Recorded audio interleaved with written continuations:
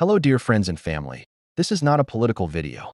We want to share a great vision of what is possible in Cameroon in terms of housing development when it comes to Earth Bricks. Let's listen to the president of the CRM, Maurice Kamto. Good afternoon, everybody. I'm excited. I'm more than delighted to be here this afternoon with you.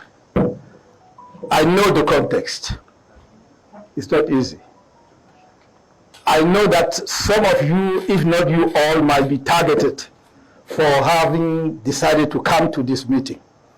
But it is a complete nonsense in a country where a leader of political party cannot meet with his compatriots, and in this case, with those who are the key of the development of the country. I'm talking of the entrepreneurs. En dépit de ce contexte difficile, vous êtes venus. Et vous êtes venus nombreux. Vous ne pouvez pas imaginer à quel point cela fait sens pour moi. Cela veut dire que lentement, progressivement, notre pays, nos compatriotes évolue vers une situation où chacun comprend le sens de la citoyenneté. La citoyenneté, ce n'est pas l'unanimité. La citoyenneté, c'est une diversité d'opinions. C'est une richesse d'opinions qui échangent, voire qui se confrontent pour que le meilleur émerge dans l'intérêt supérieur du pays.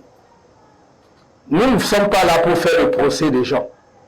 Nous ne sommes pas là pour insulter, mais pour modestement échanger avec vous quelques idées que nous avons pour le développement de notre pays, pour la modernisation du Cameroun, pour le développement de l'entreprise, pour créer de la richesse au Cameroun, pour que nos enfants n'aient pas pour seule option demain de mourir dans le désert ou dans l'océan ou la mer.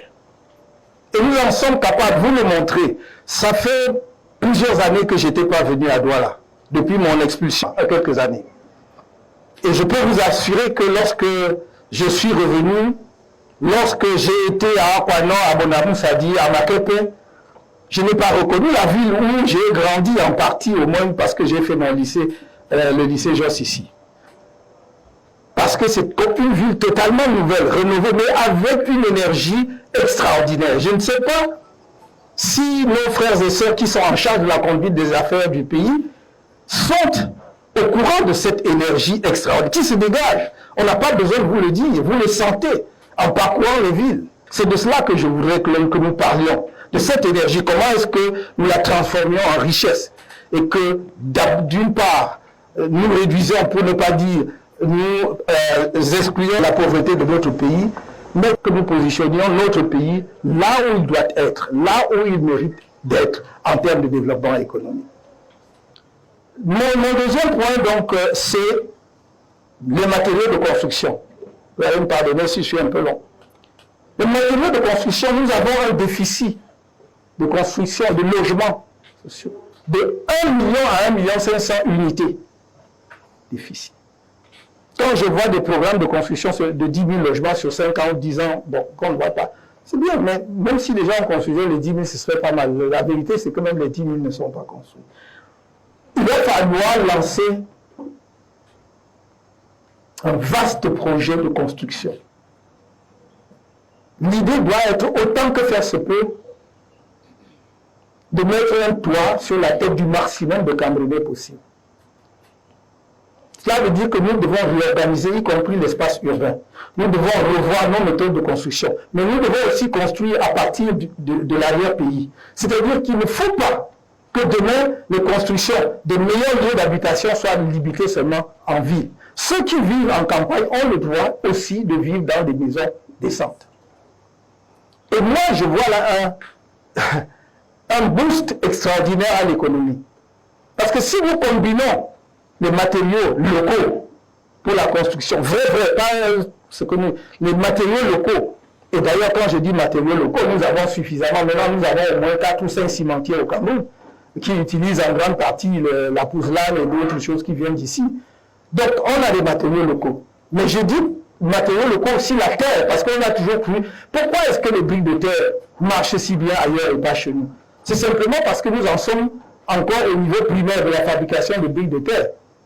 On mélange la brique de terre à beaucoup de choses, pas seulement au ciment et tout. Donc, on peut, avec ça, baisser considérablement les matériaux de construction. Et c'est une filière que nous allons soutenir. Pourquoi?